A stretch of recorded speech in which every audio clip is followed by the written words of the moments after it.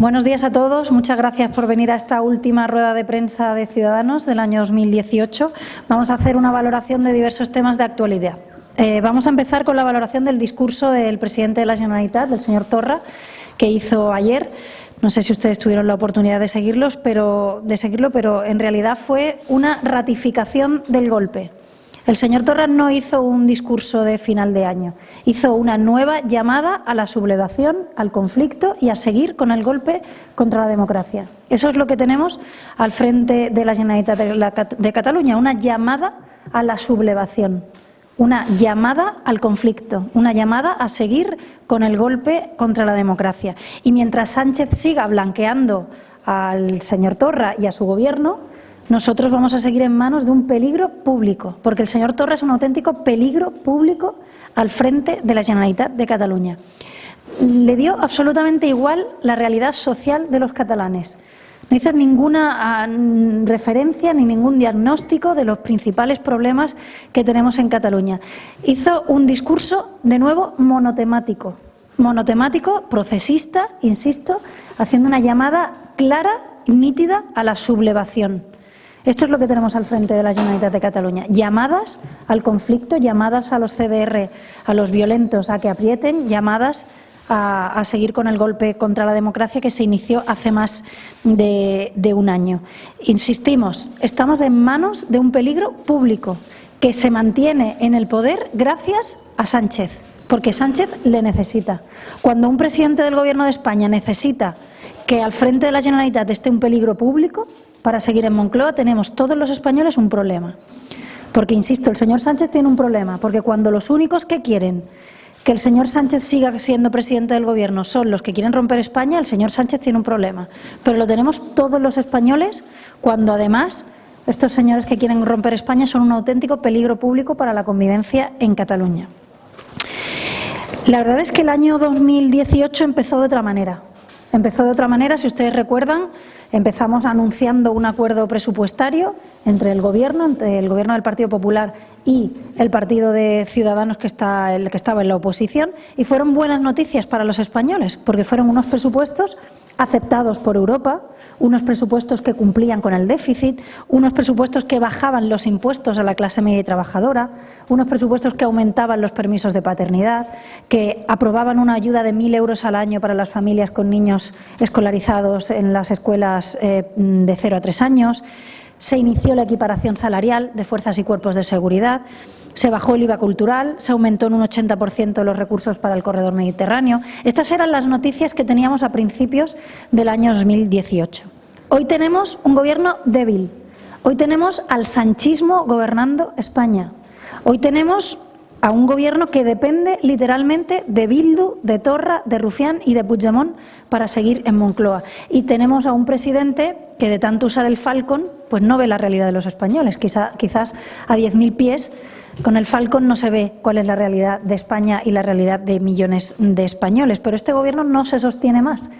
Cuando el único sostén que tiene un gobierno son los separatistas, el señor Sánchez tiene un problema, pero sobre todo lo tenemos todos los españoles. E insisto, la única promesa que hizo el señor Sánchez en esa moción de censura fue que iba a poner las urnas, fue que iba a convocar elecciones, y no tardó ni una semana en incumplir su primera promesa, porque no ha puesto las urnas y las está intentando retrasar. Yo sé que el señor Sánchez no quiere poner las urnas porque la primera vez que se han puesto las urnas desde que el señor Sánchez es presidente ha sido en Andalucía y el resultado no le ha gustado mucho. Pero por mucho que no le guste el resultado de las urnas al señor Sánchez, ni en Andalucía el gobierno es del PSOE, ni en España el gobierno es del sanchismo.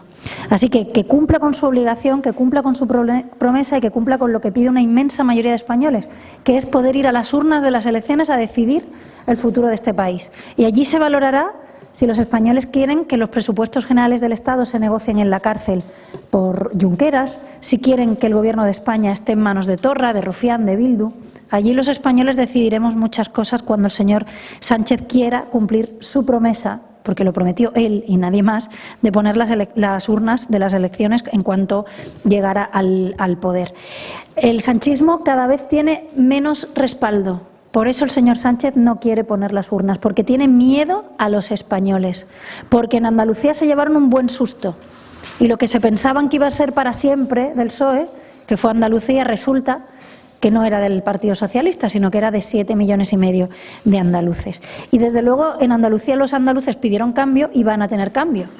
Nosotros ya lo dijimos muy claro con nuestro candidato Juan Marín y con el resto del equipo de Ciudadanos en Andalucía. Si había una opción de sumar un acuerdo de cambio con el Partido Popular, nosotros lo íbamos a llevar a cabo. Y en este momento estamos de tener ya un acuerdo para la mesa del Parlamento, como ustedes saben, pero sobre todo tener ya un acuerdo programático para ese futuro gobierno de cambio que por fin, después de 40 años, no va a estar en manos del mismo partido de siempre, del partido que había confundido las redes clientelares con las infraestructuras, los que habían confundido el enchufismo con tener una buena administración.